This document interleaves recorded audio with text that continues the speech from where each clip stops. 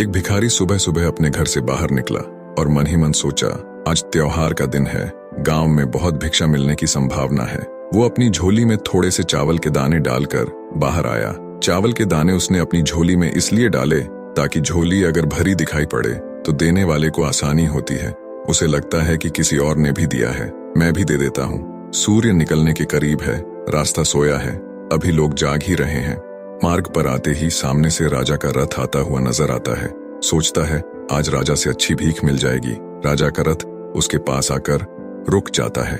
उसने सोचा, धन्य है मेरा भाग्य, आज तक कभी राजा से भिक्षा नहीं मांग पाया, क्योंकि द्वारपाल बाहर से ही लौटा देते हैं। आज राजा स्वयं ही मेरे सामने आकर रुक गया है।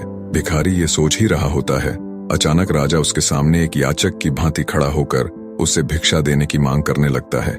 राजा कहता है कि आज देश पर बहुत बड़ा संकट आया हुआ है। ज्योतिषियों ने कहा है, इस संकट से उबरने के लिए यदि मैं अपना सब कुछ त्याग कर एक याचक की भांति भिक्षा ग्रहण करके लाऊंगा, तभी इसका उपाय संभव है। तुम आज मुझे पहले आदमी मिले हो, इसलिए मैं तुमसे भिक्षा मांग रहा हूँ। यदि तुमने मना कर दिया तो देश का संकट टल नहीं पाएगा, इसलिए तुम मुझे भिक्षा में कुछ भी दे दो।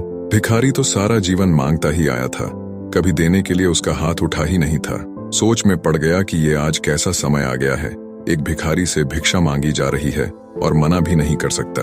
बड़ी मुश्किल से एक चावल का दाना निकालकर उसने राजा को दिया। राजा वहीं एक चावल का दाना ले खुश होकर आगे भिक्षा लेने चला गया। सबने उस राजा को बरत चढ़कर भिक्षा दी, परंतु भिखारी को चावल के दाने के जाने का भी गम सताने लगा।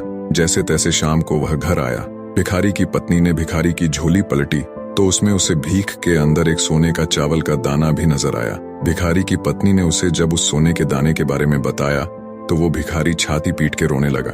जब उसकी पत्नी ने रोने का कारण पूछा तो उसने सारी बात उसे बताई। उसकी पत्नी ने कहा, तुम्हें पता नहीं कि जो दान हम देते हैं वही हमारे लिए स्वर्ण है, जो हम इकट्ठा कर लेते हैं वो सदा के लिए मिट्टी का हो जाता है। उस दिन से उस भिखारी ने भिक्षा मांगनी छोड़ दी और मेहनत करके अपना तथा परिवार का भरण पोषण करने लगा। जिसने सदा दूसरों के आगे हाथ फैलाकर भीख मांगी थी, अब खुले हाथ से दान पुण्य करने लगा। धीरे धीरे उसके दिन भी बदलने लगे। जो लोग सदा उससे दूरी बनाया करते थे अब उसके समीप आने लगे।